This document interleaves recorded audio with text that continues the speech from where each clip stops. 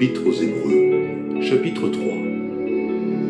C'est pourquoi, frères saints, qui avaient part à la vocation céleste, considérez l'apôtre et le souverain sacrificateur de la foi que nous professons, Jésus, qui a été fidèle à celui qui l'a établi, comme le fut Moïse dans toute sa maison.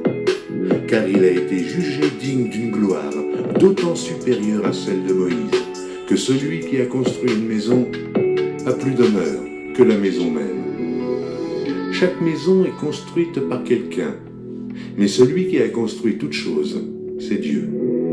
Pour Moïse, il a été fidèle dans toute la maison de Dieu comme serviteur, pour rendre témoignage de ce qui devait être annoncé. Mais Christ l'est comme fils sur sa maison, et sa maison, c'est nous, pourvu que nous retenions jusqu'à la fin la ferme confiance et l'espérance dont nous nous glorifions.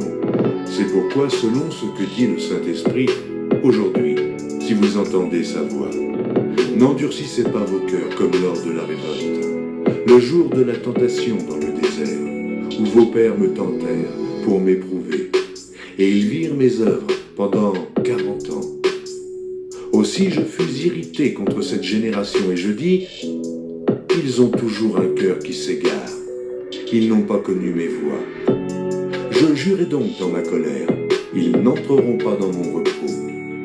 Prenez garde, frères, que quelqu'un de vous n'ait un cœur mauvais et incrédule, au point de se détourner du Dieu vivant. Mais exhortez-vous les uns les autres, chaque jour, aussi longtemps qu'on peut dire, aujourd'hui, afin qu'aucun de vous ne s'endurcisse par la séduction du péché. Car nous sommes devenus participants de Christ, pourvu que nous retenions fermement, jusqu'à la fin, l'assurance que nous avions au commencement. Pendant qu'il est dit, aujourd'hui, si vous entendez sa voix, n'endurcissez pas vos cœurs, comme lors de la révolte. Qui furent en effet ceux qui se révoltèrent après l'avoir entendu, sinon tous ceux qui étaient sortis d'Égypte sous la conduite de Moïse.